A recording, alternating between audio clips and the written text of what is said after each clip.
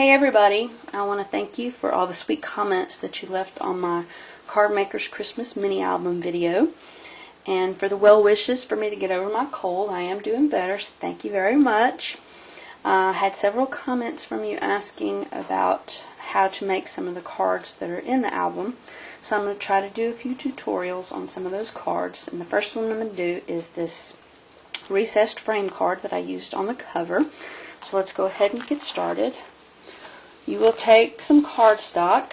You will have a full sheet. This one's already been cut, but you'd have a full sheet, and you're going to measure in whatever width that you want your frame to actually be. The one on my album was a 1/2 inch. I'm going to make this one 3/4 of an inch. So on the right hand side and on the bottom, you would measure in 3/4 of an inch and draw a light pencil line. I've done it in pen here so you can see the lines, but you would use a light pencil so you can erase it. Once you get those two lines drawn, you're going to take your image. This is a vintage image that I downloaded off the internet. You can use whatever you want to, a stamped image, whatever size. It doesn't matter because you're going to be fitting your image to your card, so it'll be the exact right dimensions. So whatever you're going to use, you're going to line up with those two bisected lines. Then you're going to take your pencil and you're going to draw around the other two sides of the image so that you have your center drawn out on your card. Then you would take your ruler and measure out your other two sides, the left and the top, with a 3/4 inch margin also. Alright, once you have that done, you would have your whole card front laid out.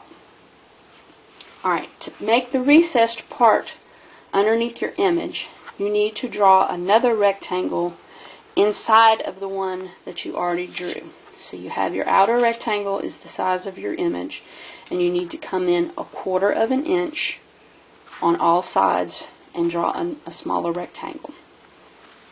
Alright, once you get that done, you're going to take whatever you use to score, and you will score both rectangles. You line it up on your scoreboard with your lines that you'll still have on here, and do your 1/4 inch margins. It should be easy to do. And you're also going to score the top line where you marked your 3/4 inch margin, plus you're going to go up another 1/4 of an inch and score there also. Alright, once you get that done, you have your whole card front laid out there. Alright, you can either cut your pieces now or you can wait. It doesn't really matter. But you need to have your designer paper that's going to go on here put on before you start folding your card. It'll go on much easier when everything's still flat. So before you do any folding, we're going to put our designer paper on. Alright, to do that takes a little bit of math. Not a lot. I'm mathematically challenged, so I'm not giving you anything hard. But you're going to have to measure all the way across the width of your card. Alright, now as you can see on the one I made, I left a little border out from the designer paper. For this designer paper, I did not have enough to make a complete square to go around the frame, so I had to piece it. You can either piece it like I did and miter the corners and do the brads and all that, or you can make it one solid piece, which is what I'm going to show you how to do here. But anyway, you're going to measure the total width of your card, but you need that. I'm going to make a 1/8 inch border around the frame. So you need to take off 1/8 on this side and 1/8 on that side. So when you measure, this measured out to be 3 5/8, so I need to cut it at 3 3/8. And you need to do the same way lengthwise. Take off the 2/8 from whatever your measurement is. Then you'll put, and I'm just going to use a piece of copy paper to show you how to do this. You're going to take your cutter. If you're comfortable doing it this way, you can. If you're not, then you can mark with a pencil and cut it that way. But if you're comfortable with it, put your paper on the 1/2 inch mark, and also put your cutting blade on the 1/2 inch mark, because with me making 1/8 of an inch border around the 3/4 of an inch frame, I will end up with a half an inch border of paper. So I'm going to start at the 1/2 inch, and I'm going to cut up to where I would need to stop, which is 1, 2, 3, 4, 6, 7, 8, right here. You have to do a little figuring on that if you have an odd size, so that you have a 1/2 inch cut and you still have, your 1/2 inch there. Line that back up with a 1/2 inch, and you're going to do the same thing. Have your cutter on a 1/2 inch down there, and you will go up to 1, 2, 3, 4, 6, right there. Now, once you get a couple of those done, then you won't have to guess where to put it. You can line it up and you'll already have the one side done. You just cut up to the line you already had there. But you're going to do that all the way around at a 1/2 inch. And when you finish, you will have a frame like this. And I already have one cut out of the design paper, and that will get glued on here, and you can see it cuts out perfectly to have your 1/8 of an inch margin both on the outside and on the inside. Alright, once you get that done, you're cutting. You're going to cut the inside rectangle. If this was a square, you could cut from corner to corner and corner to corner, but being as it's a rectangle, it will not line up through all the corners. So you need to cut from the inside rectangle, the small rectangle, corner to corner, both ways. Then you'll have to come back with your ruler and line up from this corner to this corner and make that little cut.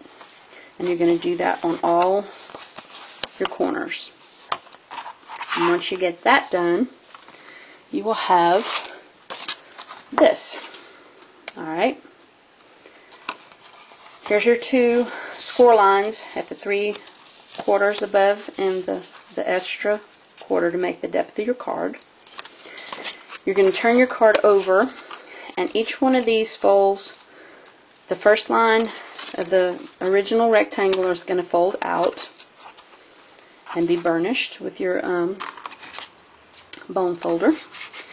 Then the next one will be folded in. All of these will be folded in. The points go in. And all of those will be burnished also. And you'll have to push them back in a little bit. They get a little bit out of shape. But that makes the insert a perfect match for your image. So you'll have that in there, and then this would be glued on already. I didn't do it for time's sake, but that would be glued on there already. So when you flip it over and you have your image in there, it of course looks messy. So what you would do would be to take another piece of designer paper and cut another piece out the exact dimensions of your image. And I'll show you on the one in the album what that looks like. You will glue that onto the back of the insert. And of course, when you have your image and everything ready, you put some adhesive or glue or whatever, and you have your image glued in there, and that will hold the shape of that box for when you get ready to put your designer paper piece on the back. So that is how you put all that part together. Now, I have not cut this back to the right length yet, as you can see. I don't do that because it looks to me like it always, when you start scoring things, if you cut it ahead of time, you're going to be short on one side or the other. So I would wait till after I had done my scoring and folding. Then I would take my ruler and I would measure the measurement of the front of the card and match it exactly for the back of the card to cut it. But that is how you make a recessed frame card. It's not hard, as you can see. Just takes a little bit of math if you have an odd shaped image that you're working with. But you can do it, and if you have any questions, please don't hesitate to ask. And thanks for watching. Bye.